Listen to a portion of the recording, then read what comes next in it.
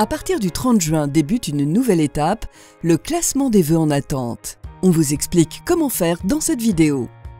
Si vous avez maintenu des vœux de la phase principale en attente au 30 juin, vous devez obligatoirement classer par ordre de préférence ceux que vous souhaitez conserver avant le 3 juillet 2023 inclus.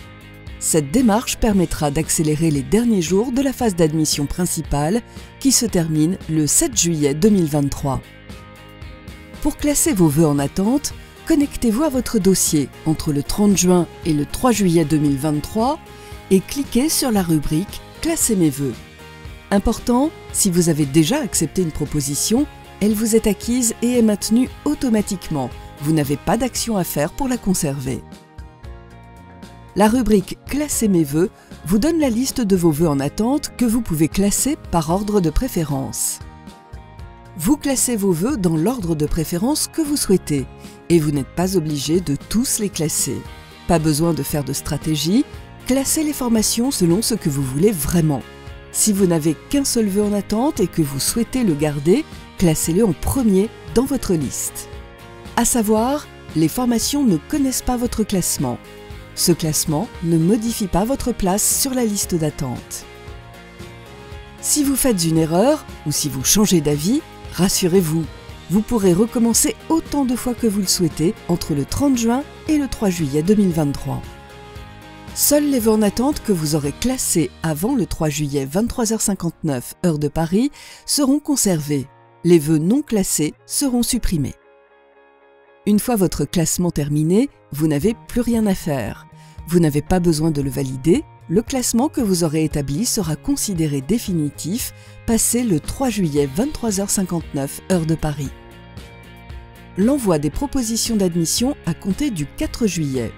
La prise en compte des classements débute dès le 4 juillet.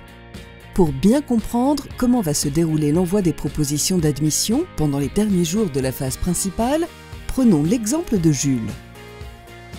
Jules a déjà accepté une proposition d'admission et cette proposition lui est acquise. Il a également maintenu 6 vœux en attente. Le 30 juin, il se connecte à son dossier et décide de classer 4 vœux en attente. Les 2 autres ne l'intéressent plus.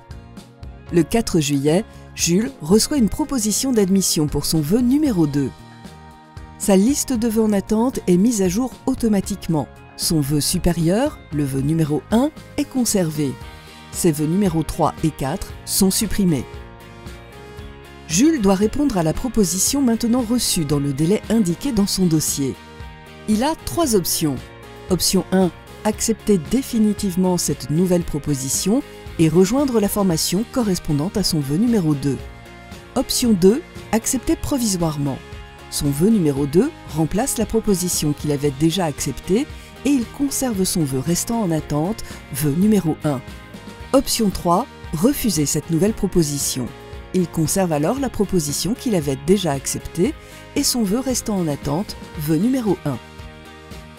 Pour vérifier que tout est clair pour vous avant de classer vos vœux en attente, n'hésitez pas à répondre à notre quiz accessible directement depuis la rubrique « Classer ses vœux ». Si vous avez besoin de conseils ou des questions, n'hésitez pas à échanger avec votre professeur principal ou à contacter nos services via la messagerie contact de votre dossier ou le numéro vert.